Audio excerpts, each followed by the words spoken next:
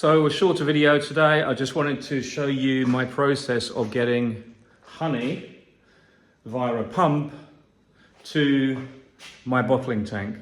Now, I've been a bit slow to talk about this bottling tank, but the reason why I've got it is because it's very much easier to transfer honey from the barrel to the bottling tank and then bottle it as and when I need it, because this has a heated wall.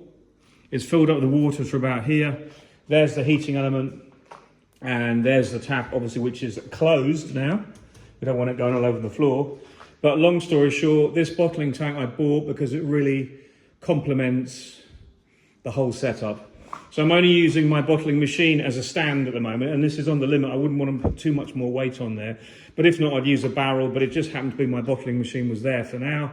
And then when this honey is transferred from here to the tank and it's supported from the roof again, when it's transferred, that will take the whole barrel, and then I can bottle from that at my leisure. My whole point of showing you this is just to show you how the pump works.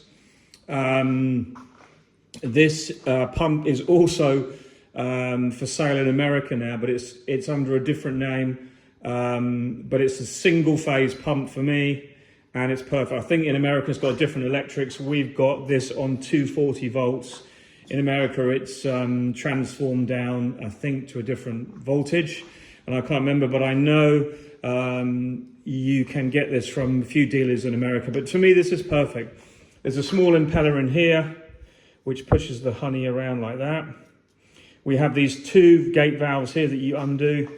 You undo that basically, and then it's interlocking valves. And I don't particularly like them too much, but they seem to work absolutely fine. I've got one of those valves on here, which I'll be putting on later. Where's the part for it? It's around here somewhere, but yeah, there's my, so one of these valves goes on here later on with the, with this in, and that allows me to connect my tank, let's come back a bit, my tank directly to my bottling machine. And because this is heated, it means the honey, when I bottle it, is all the same temperature and it flows really well. And that is the key to transferring honey, is if it's warmed a little bit. We're not talking about high temperatures, we're talking about warming it a little bit to assist the transfer and to assist the bottling. Okay, so obviously I've warmed this up.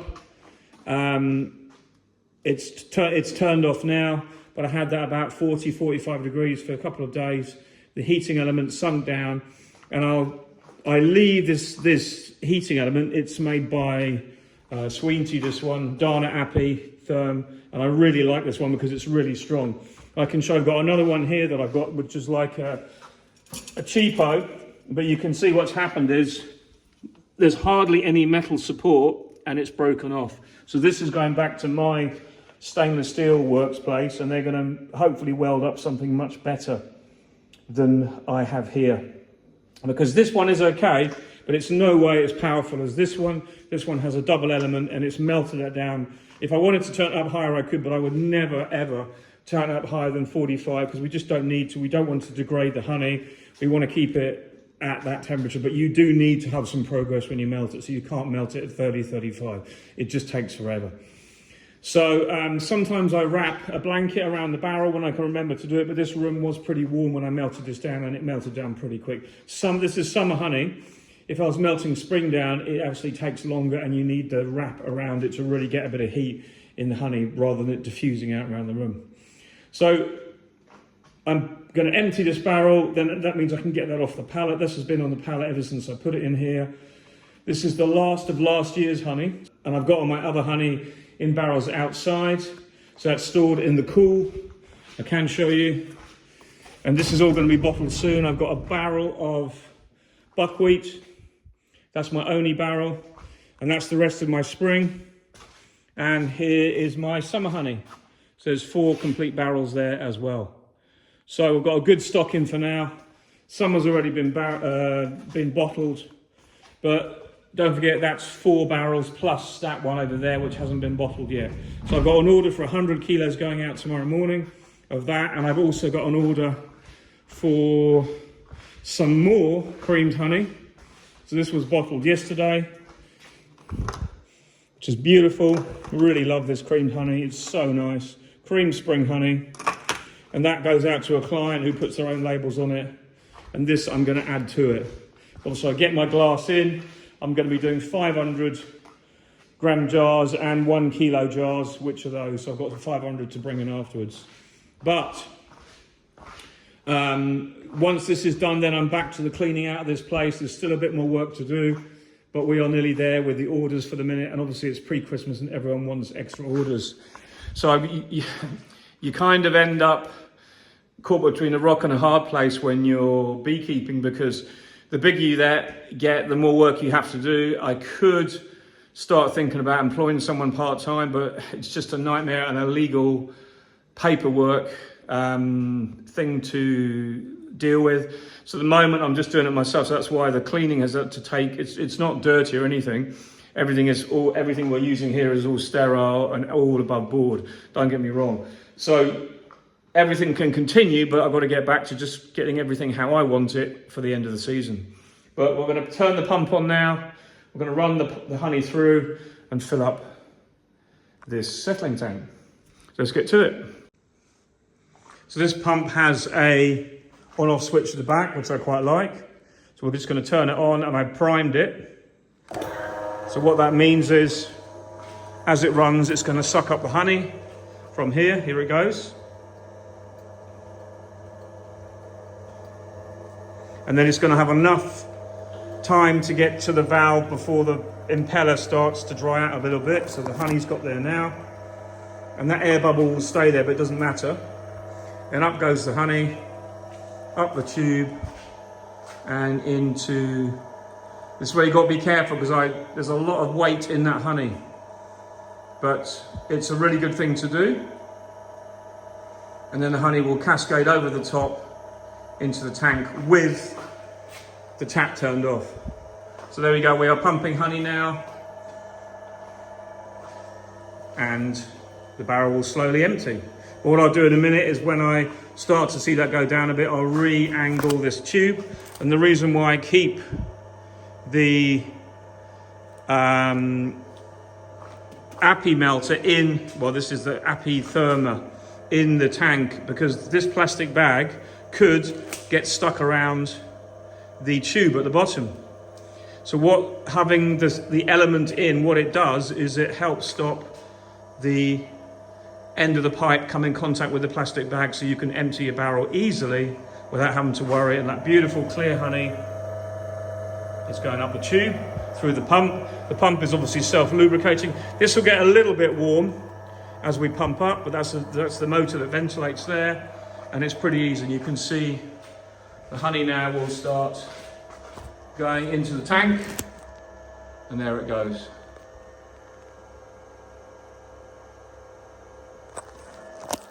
Not sure if you could see that, because I think when you try and focus on this, oh, there we go.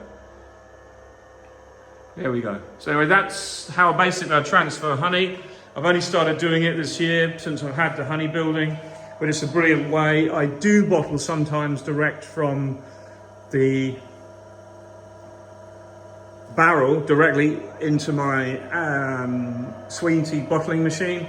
But I find that the problem is, when you get a low barrel and the honey is very liquid and not as thick as some honeys, you can have problems with maintaining zero air in the system, because it just pulls everything hard. So I prefer, because with this system, it's pretty constant, and the gap between the bottom of the tank and the Sweetie machine is more even, and there's less chance of air getting stuck in the system. That's why this tank is so good. And I can heat it, and I can move this honey around easier than I can the barrel, basically. But it all works, it's all movable, but it's just showing you how I do that, and it's pretty civilized and pretty much easy to manage. And you can see when I pulled back this plastic, you do get a few bits of debris on the edge, but you just pull the bag up gently. The inside of the bag is spotless, the barrel is spotless inside, so having that plastic liner means you can use your old barrels I don't use old barrels, but you can use barrels that you perhaps wouldn't use because the paint might be a little bit scratched here and there, or slightly degraded, because it adds a complete new liner. And then when you finish, you just dispose of the bag in the correct way that you know. But anyway, to me, it keeps everything perfect. You don't have to worry about the barrels. You know, I wash them as well, and they're all clean so that the plastic doesn't stick. So what I do is when I come to the end of using the bag, I can lift the whole thing out, and there's probably 10, maybe 12 kilos in that bag, and I can cut the corner, run it through a sieve, and everything else goes into a bucket. And then from the bucket, it'll go back into either the tank or the hopper above the bottling machine. There's my hopper here, and this is what I have to use for bottling when I'm using the last bits. This is the last of the cream. It looks absolutely fantastic, the color. I just love it. But there you go. All is just busy, busy, busy. That's what I skimmed off the top of this barrel. As I showed you before, we have to take there's like a foam that comes off when you heat it, and we remove that, and that then will go into the wax melter and then be broken down into wax and a bit of honey that will then get given back to the bees or tipped on waste ground, whichever. That's how you end up having to do it. So there you go. I'll come back in a minute when we're nearly finished the barrel, and you can see how we are when it's all in, but everything is going in just great. So we're nearly a third of the way down the barrel. Really pleased, all going well. Beautiful action of that pump. Just to show you the honey arriving inside. My point is with this is never underestimate the value of this setup. In other words, the brilliance of having your honey decanted from whatever container you use cleanly and non-problematic is worth its weight in gold. If you're ever setting up a honey house and you want a way to do it, get yourself a pump that's easy to use. I don't use this pump often. It'll probably be 5 or 6 or 8 times a year, maybe a little bit more, I don't know, depending on how many barrels I use. But when I use it, it seems really, really beneficial. And it's a great thing to be able to use. You can hear it hardly makes any noise.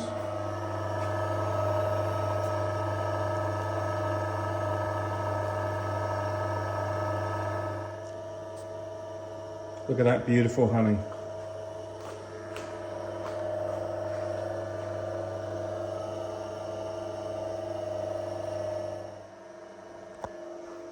So you can see pretty much we're nearly all there. The barrel's emptied out really well. And we're now down to the bottom.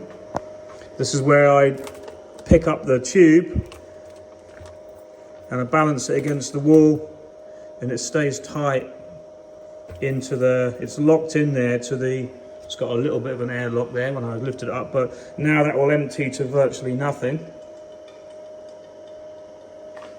And I had to take my gloves off before, but that's emptied out really well.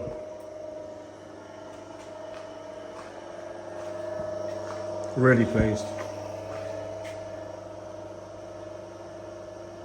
A few little air bubbles going up there, which is good. But what a bonus to get this transferred easily. So it's nearly 300 kilos of honey there have gone into that holding tank, and then we can take it out as and when we're ready. Luckily there's nothing coming out of there. Didn't want that to leak.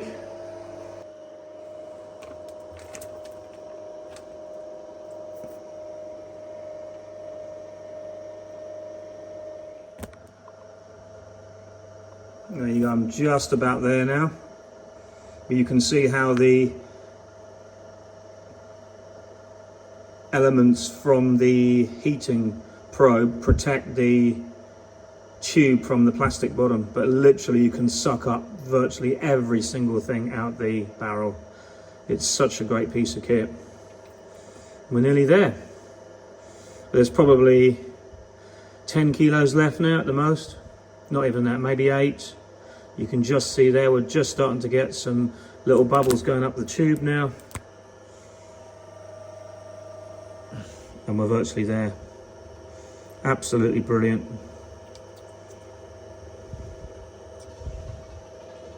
And there we are. So we're going to turn off the pump in a sec, and that is basically it.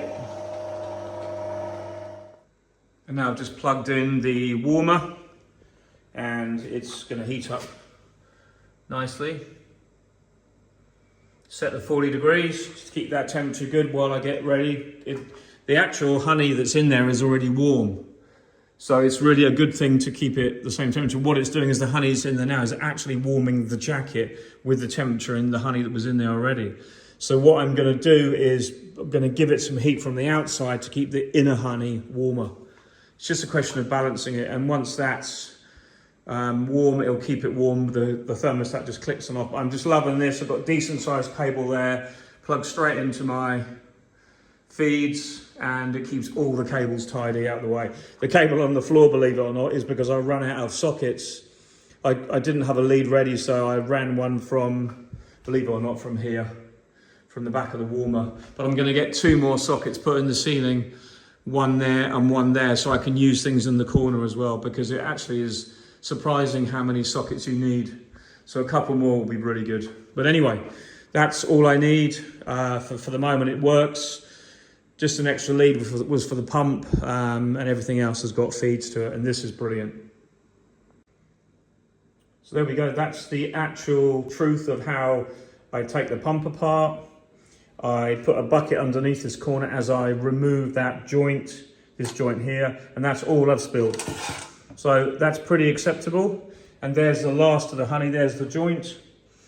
There's the honey tube just dripping away now, and I'll take the other one out carefully after and allow that to drain into the bucket, and then that will all go back via that stand and drip into the main bucket, into the main tray. So if you imagine that's all you're losing with all that, how many other ways you can do to transfer honey from the barrel to the bottling tank.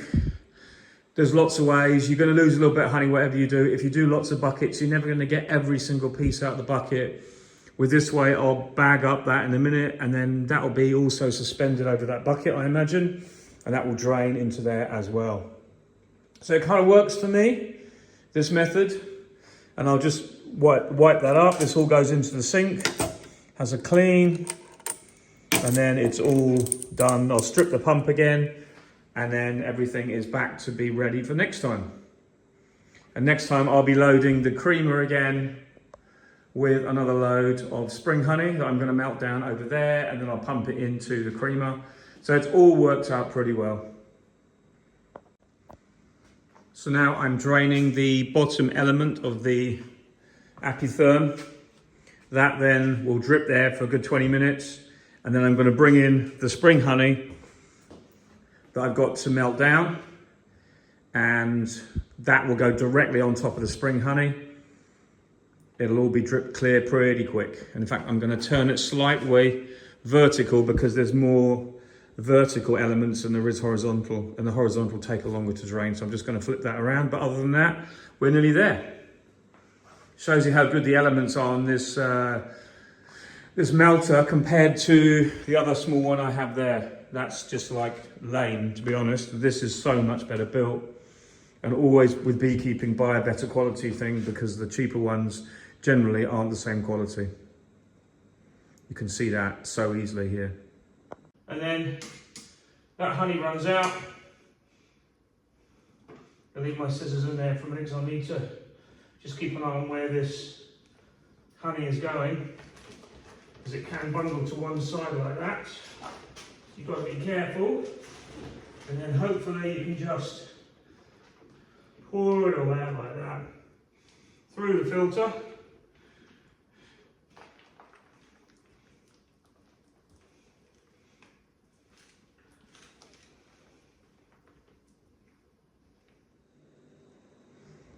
So this is a barrel of spring that I brought in from outside, well not outside, but in the hallway where it's nice and cool.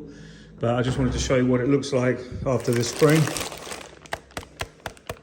You hear that? Concrete. These liners are absolutely brilliant. You know, as the honey crystallizes, it tends to often just slightly contract. So what I'll do is I'll break this seal, the zip tie, and I'll roll this back, and then I will put the melter in this. And this will take quite a while. This will take a good 3 or 4 days to get completely decrystallized. But then I'm going to pump that after into the creamer, the Colfit's creamer you've seen, and then that'll be the next load creaming. But unfortunately, because this thing is so high, it doesn't fit under that door, doesn't fit under that door, and doesn't fit under that door. And if it did, I would put it in the hallway where it's even colder, but it's cold enough anyway. The room's going to go cool in a few days because I'm not going to be bottling for a while. And that will crystallize quick, so the crystals will get broken, but I will probably be seeding it with some seed from a previous batch that I've still got in stock. So that is basically where we are with it. So we pump the honey, and that is now draining the pipes. I'm going to remove the pump in a minute. The heater will then go onto this barrel, and then I'm into bottling this afternoon of the next batch, which is going out tomorrow. So just to give you some idea of how it all works, we're getting there. It's all what we say, work in motion. Every time I do something, I get better at it and more efficient at it. And I haven't been using this place for a year yet. I've only been here since May, actually using the honey house for honey. So it all takes a bit of time, but very pleased with the way things have gone so far.